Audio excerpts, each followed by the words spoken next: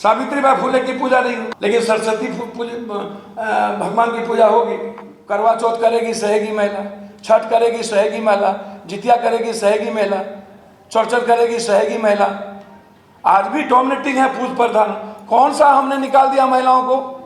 जो लंबी लंबी बात करते हैं, घर में बंद करके रखते हैं उनकी इकोनॉमिकल फ्रीडम, पैसा हम रखेंगे।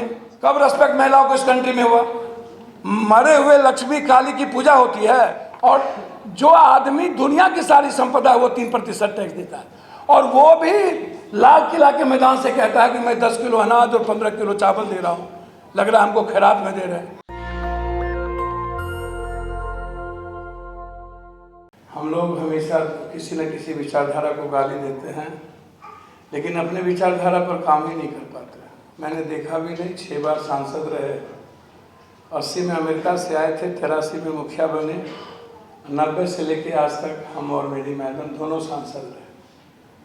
जितना मैंने छोटे से देखा, सुना, समझा, उसमें मुझे ये लगता है कि विप्र युग के विद्वानों ने, मध्यकालीन युग के विद्वानों ने इतनी हजारों पुस्तक लिख दी जाति व्यवस्था को मजबूत करने में और भगवान को मजबूत करने में, कि हम सब उससे बाहर नहीं निकल पाए। हम भाग भगवान किस्मत से जीने वाला यह देश है, आडंबर, अंधविश्वास, करोकान पर चलने वाला यह देश है। और जो देश शक्ति की पूजा करता हो और परंपराओं पर चलता हो, वहाँ बहुत लंबा भाषण की आवश्यकता नहीं, भूखे पेट भजन हो नहीं सकता। नरेंद्र मोदी जी के अनुसार वो 85 करोड़ लोगों को 10 किलो अनाज, 10 किलो आटा चावल देते हैं, और मुख्यमंत्री के अनुसार 6,000, 4,500, 5,000 पर कैपिटा इनकम 92% लोगों का है। अब 92% लोगों का जब पर कैपिटा इनकम 6,000 का है और 85 करोड़ लोगों को हम 10 किलो अनाज देते हैं, और वहाँ आज भी हम प्रबुद्ध लोग बैठ कर के एक लंबी थ्योरी और थैसिस कहते हैं। मेरी अपनी अभिव्यक्ति है, मैं किसी की आलोचना नहीं करना चाहूँगा, और मुझे जो पसंद है मैं वही बोलता हूँ। किसको क्या सुनना पसंद है, मुझे वो बोलने की आदत ना सदन में थी ना सदन के बाहर है। लोग आते हैं और मुझको पता है कि मुझको क्या करना चाहिए। पूरी दुनिया कोरोना से डर रही थी, तो हम कोरोना में एक एक देश के मजदूरों को अकेला जाके ला रहे थे, और मैंने कभी कोरोना से या किसी चीज़ों से डरा ही नहीं। मैं सिर्फ इतना कहना चाहूँगा कि मुझको लगता है कि हम सबको वो चीज़ हम सब भूल जाते हैं। पहले तो हम उस महामानव, जो एक छोटे से देश के शासक थे, जिन्होंने उस वक्त, जब हम अर्थ युग में नहीं थे, भौतिक युग में नहीं थे, जब हम सोशल मीडिया, इंस्टाग्राम और इंटरनेट के युग में नहीं थे, जब हमको अखबार नहीं मिलती थी, संवाद दूर था, तब उन्होंने एक बड़े आर्थिक, सामाजिक, सांस्कृतिक, मानवीय, संपूर्ण मानव जाति के परिवर्तन की बात उन्होंने की थी। मौलिक परिवर्तन था, बेसिक था, कि नीड्स था, कि right of education, right of health, right of humanity, right of justice, minimum requirement and fundamental right. ये बेसिक चीज़ क्या आज़ाद हिंदुस्तान के बाद, जहाँ पर हम सब लोग यहाँ बैठे हैं, जिस एजुकेशन के बारे में साहू जी महाराज ने एजुकेशन को पिछड़े और कमज़ोर तबके के लोगों को आगे लाने के लिए उन्होंने एजुकेशन में अर्थ की व्यवस्था की, ताकि उन्हें अभाव में ना रहना पड़े। और जो देश अभाव और डर से जीता हो, डरा हुआ इंसान और अभाव में जीने वाला इंसान परिवर्तन कैसे कर सकता है? हम जितना मैंने देखा है, जितना मैंने समझा है, इस कंट्री में जहाँ जहाँ हम गए, जहाँ लगा कि हम एक जलेबी खाने के लिए एक मेला में 25 पैसे हमारे पास नहीं होते हैं, और इतना अभाव में रहते हैं कि हमें अपनी बहनों के लिए, अपनी माँ के लिए 100 रुपये की साड़ी खरीदने की क्षमता नहीं है। और उससे आप बड़ी क्रांति देखिए। अलग बात है कि परिस्थितियाँ किसी को हीरो बनाती है, और परिस्थितियाँ, कोई पब्लिक आज तक दुनिया में किसी को हीरो नहीं बनाई है। टाइम टेकिंग परिस्थितियाँ ही नरेंद्र मोदी या किसी का इलाज करेगा, कोई पब्लिक इलाज नहीं करती है। पब्लिक परिस्थितियों के अनुसार चल देती है। लेकिन आप बाबा साहब अम्बेडकर की बात आता है, तो ये भी बात करनी चाहिए कि who is the person in India, who is the name after Baba Saheb. जब आप कह रहे हैं कि एक अच्छा संविधान, गीता, कुरान, बाइबिल, एक बड़ा ग्रंथ बना, संविधान बना, तो फिर उसको इंस्टीट्यूट करने वाला कोई व्यक्ति हिंदुस्तान में पैदा क्यों नहीं हुआ? क्या आपकी सरकार नहीं बनी? क्या आप किंग मेकर नहीं बने? क्या बीपी सिंह जी की सरकार नहीं बनी? क्या मुरारजी भाई की सरकार नहीं बनी? क्या देवेगौड़ा की सरकार नहीं बनी? गुजरात की सरकार नहीं बनी? क्या आज सामाजिक न्याय की सरकार मायावती की पूर्व सरकार नहीं थी? क्या नीतीश कुमार और लालू यादव की सरकार आज नहीं है? तो आप कर दीजिए ना क्रांति। गाली क्यों देते हैं? कब तक गाली दीजिएगा ब्राह्मणवाद को और मनुवाद को? कब तक हम अम्बेडकरवादी बात नहीं करें और हम उस पथ पर ना चलें? क्या किसी को गाली, किसी विचारधारा को ठीक है? अब बार बार हमको समझ में नहीं आता है कि ब्राह्मणवाद किसको कहते हैं? क्या कभी ब्राह्मणवाद बड़े राजा महाराजा शासक में थे क्या? कौन से कौन शासक थे? इस इतिहास को उठा करके देखें तो दुनिया में जितने, यदि हम भूल जाए महाराष्ट्र के एक दो शासक को छोड़कर, यह अलग बात है कि लंबे समय तक ऐसे लोग किसी न किसी सत्ता में रहे हैं तो उसको हम शोषक, सत्ता का चरित्र ही शोषण कर रहा है। कौन सा सत्ता है जिसका चरित्र शोषण कर नहीं रहा है? जरा बता दीजिए कौन? जो बड़े बड़े लोग मायावती जी हैं या जो लोग हैं, यदि हम बात करें तो वहाँ पर यदि चले जाएं तो दलित एक्ट की बात आप उठा लीजिए। किस पर लगना चाहिए, किस पर नहीं लगना चाहिए, हमने इस बात को भी नहीं देखा। लालू यादव जी माय पर आ गए जब पूरा समाज, पूरी की पूरी दलित और ओबीसी एक साथ थी। आप बाइफर्केशन तो आप हम लोग करते जा रहे हैं। आपको इतिहास लिखने दिया जा रहा है, आप जाति व्यवस्था को मजबूत करते जा रहे हैं। आप जाति व्यवस्था को मजबूत तो हम सब लोग कर रहे हैं मिल करके। हम जाति व्यवस्था को खत्म कैसे करें? आज तक बाबा साहब अम्बेडकर सदन में तो थे, तो आप कर देते निजी क्षेत्र में आरक्षण पूरा का पूरा लागू। 35% को आरक्षण आप दे देते। किसने मायावती को कहा कि 3% को दे? किसने नीतीश कुमार जी को? अभी राइट ऑफ हेल्थ गहलोत ने कर दिया। तो जितनी हमारी सरकार है वो राइट ऑफ हेल्थ और राइट ऑफ एजुकेशन कर दे। क्यों हम चेंजर नहीं बनते हैं? हमारी भी तो सरकार है। लोगों ने तो किंग मेकर थे, 2.5 साल तो थे सरकार, लेकिन ये क्यों नहीं बोलते हैं कि हमारे लोग हमेशा दूसरों के भरोसे जिंदा है? अपनी बात नहीं करते हैं। जब भी कोई सरकार बनती है उसके पीछे कोई ना कोई पूंजीवाद और कोई ना कोई बड़ी ताकत होती है, और हम अपनी आइडियोलॉजी को वहाँ पर ला नहीं पाते हैं और फिर हम बिछड़ जाते हैं। जितना मौका मिलता है हम अपनी बात को क्यों नहीं ला पाते? डिफेंस मिनिस्टर थे, क्यों नहीं यही रेजिमेंट और भी मेरे रेजिमेंट ले आए? क्या प्रॉब्लम था? थे तो आपके डिफेंस मिनिस्टर। आज जो बात करते हैं जाति जनगणना पहले क्यों नहीं आई? आज जाति जनगणना पर सवाल क्यों खड़ा होता है?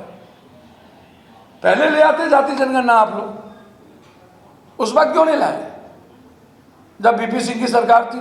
और बीपी सिंह तो हम लोग भूल गए। मंडल कमीशन में अंबेडकर वादी सोच के बाद बीपी सिंह ने एक छोटे से, हम बीपी मंडल की बात करते हैं, उनके नाती आएंगे, उनके नाना आएंगे, लेकिन बीपी सिंह की बात क्यों नहीं करते? वो तो राजपूत समाज से भी गया और ओबीसी और दलित से भी चला गया वो बेचारा। उसकी बात क्यों नहीं करते हैं हम बहुत क्लियर है भाई। और मुझको लगता है कि हम सबको एक बात, हम जब देखते हैं तो कोई ना कोई रामायण, कोई ना कोई कुरान शरीफ साहब, कोई ना कोई बाइबल, कोई ना कोई गीता को गरिया रहा है, उसी पर हम टॉपिक बनाते चले जा रहे हैं। सुभाष चंद्र बोस की वो प्लानिंग, आर्थिक आज़ादी, इकोनॉमिकल फ्रीडम, वो फ्रीडम की बात तो आनी चाहिए थी ना, उस पर तो कोई बात नहीं हुआ। एजुकेशन कहाँ पर है? कितने % लोगों के पास एजुकेशन? आप महिलाओं की बात करते हैं, उन्होंने विधवा प्रथा और सती प्रथा को खत्म करने की बात की, अंतर्जातीय विवाह किया। कितने लोग अंतर्जातीय विवाह करने को तैयार हैं? आज यदि इंटरकास्ट मैरिज की बात कर दीजिए तो वोट गायब हो जाएगा। कौन लोग? साइंटिफिक रीजन से भी तो सोचिए कि हमारा ब्लड क्या है, हम उस पर जा ही नहीं रहे। सबसे ज़्यादा कमजोर और वंचित तबके के लोग अंधविश्वास और आडंबर और कर्मकांड पर जिंदा है। पत्थर जितना हाथ में है कट्टरवाद हिंदुत्व के साथ में खड़ा, वो सबसे ज़्यादा दलित है। सबसे ज़्यादा वो भाग और भगवान किस्मत से जीने वाले दलित और कमजोर तबके के लोग। सरस्वती पूजा को स्थापित कर दिया गया, सावित्रीबाई फुले को। जिस किसी ने सामाजिक परिवर्तन नायिका ने दुनिया में की, उसका इतिहास खत्म कर दिया गया। जिसने भगवान को स्थापित किया उसके इतिहास को ले आया गया, और हम उसी इतिहास पर चल रहे हैं। हमारे जो सोच के लोग थे सावित्रीबाई फुले की पूजा नहीं हुई, लेकिन सरस्वती भगवान की पूजा होगी। सबकी पूजा करिए ना, जिसको जिसको अपनी आस्था पर विश्वास है, हम उस पर नहीं जाएंगे। लेकिन जिस अम्बेडकरवाद और साहू जी महाराज जी पर हम लोग यहाँ इकट्ठे हैं, हमको तो ये पता चलना चाहिए ना। अभी महिलाओं की बात हो रही थी, सती आज भी महिला है, विधवा आज भी महिला है, भ्रूण हत्या आज भी महिला है, दहेज आज भी महिला है, करवा चौथ करेगी सहेगी महिला, छठ करेगी सहेगी महिला, जितिया करेगी सहेगी महिला, चौचर करेगी सहेगी महिला। आज भी डोमिनेटिंग है पुरुष प्रधान। कौन सा हमने निकाल दिया महिलाओं को? जो लंबी लंबी बात करते हैं, घर में बंद करके रखते हैं, उनके इकोनॉमिकल फ्रीडम, पैसा हम रखेंगे। कब रेस्पेक्ट महिलाओं को इस कंट्री में हुआ? मरे हुए लक्ष्मी काली की पूजा होती है, हम तो डेली जाते हैं। बलात्कार जितना एक दिन में मैं देखा हूं, जानता हूं, हम यदि 83 से जोड़ दें हम अपना पैसा बांटना, 12,000 बीघा जमीन था, हमको 100 बीघा जमीन नहीं बचा। काय का पैसा लेते हैं हम दुनिया से? जितने बलात्कार केस में जाते हैं सब दलित की बेटी है, कमजोर की बेटी है, एक भी अमीर की बेटी नहीं है। एक भी पप्पू यादव के घर में बलात्कार नहीं हुआ, एक भी पैसे वालों के घर में बलात्कार नहीं हुआ। जितने बलात्कार हुए हैं सबके सब वंचित, कमजोर और दलित तबके के लोगों का एक्सप्लॉयटेशन हुआ है। आप उठा करके देख लीजिए। लेकिन हम मुर्दा काली दुर्गा की पूजा करेंगे, लेकिन जिंदा काली की पूजा करने की फुर्सत और जिंदा लक्ष्मी को पूजने की फुर्सत हमको नहीं है। हम उस पर बात नहीं करते, ना घर में रेस्पेक्ट ना बाहर में रेस्पेक्ट। अब बात करेंगे कि हमारी सोच 3.2% तो आप एजुकेशन की है। 20 लाख आदमी तो मात्र भारत में पीजी करता है एक साल में, 8 लाख से नीचे हम बीए करते हैं बिहार में। यहाँ बैठ जाते हैं सभी लोग, बड़े बड़े प्रोडक्ट वाले लोग सब, और एक बात पर आप करते हैं। कहाँ पर एजुकेशन है? 54% साइंस टीचर नहीं है जिस इंडिया में। आप याद कीजिए, के कामरान ने सबसे पहला मुख्यमंत्री था कि जिन्होंने हाई स्कूल का निर्माण कर दिया पूरे के पूरे तमिलनाडु में। लेकिन बिहार में आज भी 8,400 गाँव में मिडिल स्कूल नहीं है, 6,300 गाँव में हाई स्कूल नहीं है, इकोनॉमिक्स के टीचर नहीं है।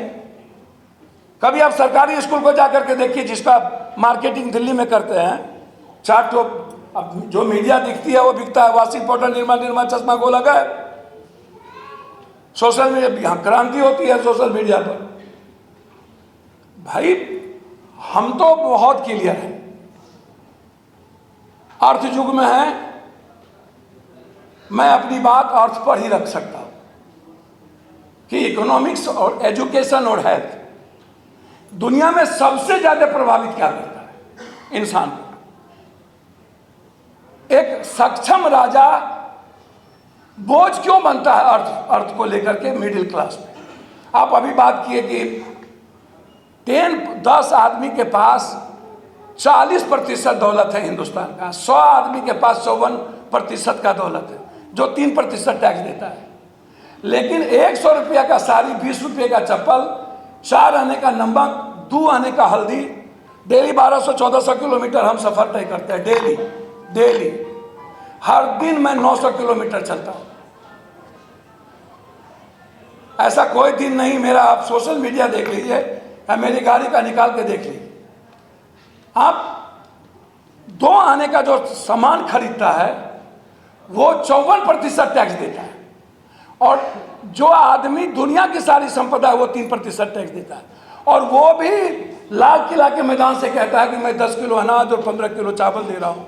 लग रहा है हमको खैरात में दे रहे हैं।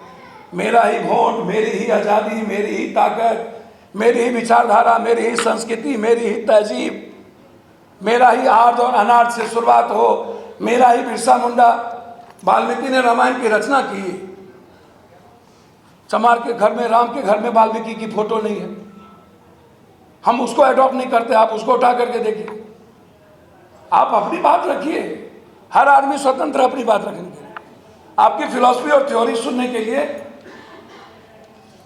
ऐसा थोड़ी है कि दुनिया में सब लर्नेड नहीं होता, हर आदमी प्रैक्टिकल होते हैं। A+B² -2B² किताब का रट्टूमाल पढ़ करके हम ये एक बड़ा छोटा छोटा स्तर पर इकोनॉमी क्या कहती है, वहाँ क्या कहता है, प्रैक्टिकल क्या कहता है, उसको आप हम सब उसको बात नहीं करते हैं। आप लाइए ना भाई, आप कंपलसरी और कॉमन एजुकेशन आज तक क्यों नहीं किए? हेल्थ पर सबसे ज़्यादा खर्चा आम आदमी का होता है, आप हेल्थ को फ्री क्यों नहीं किए? एक सरकार की जिम्मेदारी बनती है कि आम आदमी पर हेल्थ पर बोझ ना पड़े। 80 लाख हजार करोड़ रुपया हेल्थ माफिया है भारत में, जो दुनिया का सबसे ज़्यादा। मैडम आप एक्सट्रीमिस्ट हैं। हर वह देश, आप भी जानते हैं, आपको हम सुनते रहे हैं दुनिया में, हर वह देश जो तरक्की किया है वो अलग तरीके से जीने का प्रयास किया है, और हमारी कंट्री हमेशा परंपराओं पर चलती है। दुनिया की जितनी डेवलप कंट्री है, वर्ल्ड की कंट्री है, वो अलग हमेशा जीने का प्रयास किया है। और हम लोग 200 साल के बाद, 100 साल 200 साल पहले गोरा काला का, अब्राहम लिंकन के समय गोरा काला का मुद्दा खत्म हुआ, आज तक वो मुद्दा कभी फिर से यूरोप में नहीं आया। लेकिन हम 1000, 2000, 3000 वर्ष क्या हुआ था, आज भी हम उसी मुद्दों को लेकर के डिबेट करते हैं 1000 साल के बाद। 200 साल पहले गोरा काला के मुद्दों पर अमेरिका ने डिबेट खत्म किया, फिर दोबारा वो चर्चा नहीं हुई। अमेरिका बहुत आगे बढ़ गए, लेकिन हम उसी पर हैं। इसीलिए मेरा बस इतना ही कहना है, आप बहस करते रहें, मुझे कोई आपत्ति नहीं। मैं 14 करोड़ बिहार का एक साधारण आदमी हूँ, मेरा एजेंडा बिहार है, और मेरे एजेंडे में बहुत क्लियर है।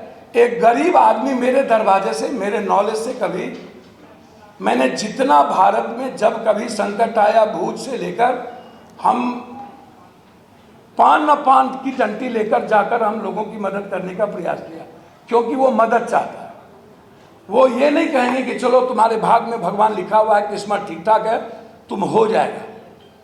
हमको फोन करता है कि 7 लाख रुपया के चलते मेरी माँ बंधक है हॉस्पिटल में, हम क्या कहेंगे? सब कुछ ठीक ठाक हो जाएगा, भगवान ठीक कर देंगे।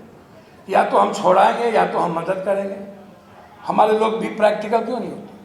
हमारे लोग गरीबों के साथ खड़े क्यों नहीं होते? हमारे लोग गरीबों का पैर क्यों नहीं छूते? क्या कारण है? जिनको सत्ता मिली उन्होंने गरीबों का पैर छूना बंद कर दिया। आप उठा के देखिए तो जरा, हमारे लोगों को क्या आपत्ति होगी? हम जो गाली देते हैं दूसरों को, आज यादव, कुर्मी और कोयडी क्या कर रहा है बिहार में? दलितों को गला लगा रहा है।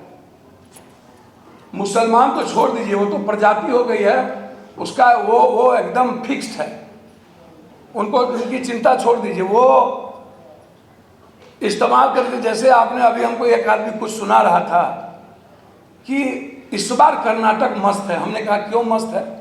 तो बोला PFI वाला सब जेल चल गया है, 15,000 वोट मियाँ का काटता था, अबड़ी वो वोट डाइवर्ट कांग्रेस में है, इसलिए मस्त है। मतलब मुसलमान के बारे में एक बहस है कि वोट के तरीके क्या होंगे मुसलमानों का, इसके अलावे मुसलमानों पर कभी दूसरी बहस नहीं होती। बचा 27% जो हमारे ST/SC हैं, हम उसकी चर्चा इसलिए कर रहे हैं कि यह जो भीड़ है, यह जो ताकत है, वह कह रहा है कि हम भगवान के भरोसे पत्थर इनको दे के रखें। हम कह रहे हैं कि इनको सिर्फ अंबेडकर साहू जी महाराज की विचारधारा की लॉलीपॉप दे करके इसको अपने साथ रखें। 11 या कुछ पॉइंट एजुकेशन आज देश में डेवलप, पूरा देश के स्थिति को यदि मैं देखता हूँ तो उसमें कितने लोग OBC हैं जो आप जैसे बात करते हैं कि पत्रकार में नहीं है, सेक्रेटरी में भी OBC दलित नहीं है, मंत्रालय में नहीं है, ये सब बात दुनिया जानती है। क्यों नहीं है? पत्रकार में OBC जाना नहीं चाहता है, यादव जाना नहीं चाहता है। उसको लगता है ये जो पत्रकार का पद है, ये बकवास है, हमको IAS बनना चाहिए, हमको अच्छा प्रोफेसर और डॉक्टर बनने की ज़रूरत है हमको। अब उनको लगता है कि मुझे पत्रकार में जाकर के उस पदों पर बैठना चाहिए। तो अब खाली हम ये गाली दें कि सिर्फ ब्राह्मण हैं, तो किसने रोका है यादव, कोयडी, कुर्मी को और OBC को पत्रकार में आप मत जाइए? मेरा यहाँ बिंदु है, मेरा बिंदु और कहीं नहीं है। आप किसी से बात करिए बिहार में, अशोक बाबू, तो उसका बाप बोलता है कि मेरा बेटा कोटा में पढ़ता है, उसका पिता बोलता है कि मेरा बेटा आजकल रियल एस्टेट हो गया है। लेकिन उसका बाप को कहिएगा कि क्या पत्रकार बनते, कहते पागल है क्या? तो अब मैं उस इशू पर बहुत ज़्यादा विवादों में मैं जाना नहीं चाहता हूँ, और ये आपका मंच है, आप इस चीज़ को अपने तरीके से देखते हैं, आप करते रहिए। उस पर मेरा सिर्फ मैं 2-3 बात से आपसे आग्रह करना चाहूँगा। यहाँ बहुत बड़े बड़े लोग बैठे हैं कि फासिस्ट ताकतों को हराने के लिए जो बात आ रही है, ये अहंकार खत्म होगा अशोक बाबू नेताओं का और पढ़े लिखे लोगों का तब ना। सबसे पहले हमसे बच्चे में हम आनंद मार्गी हैं अशोक बाबू, पहले मेरे बारे में जान लीजिए। और हम प्रोफेसर बात्रा और अमृत सेन के बहुत नज़दीक रहे, और हमको फिलॉसफी और दर्शन आता है। हमसे पहले बार हमसे किसी ने कहा कि तुम कुछ मत दो, हमको अपना अहंकार दे दो। अशोक बाबू, अहंकार के बगैर निर्माण कहाँ होगा, हमको यह बता दीजिए।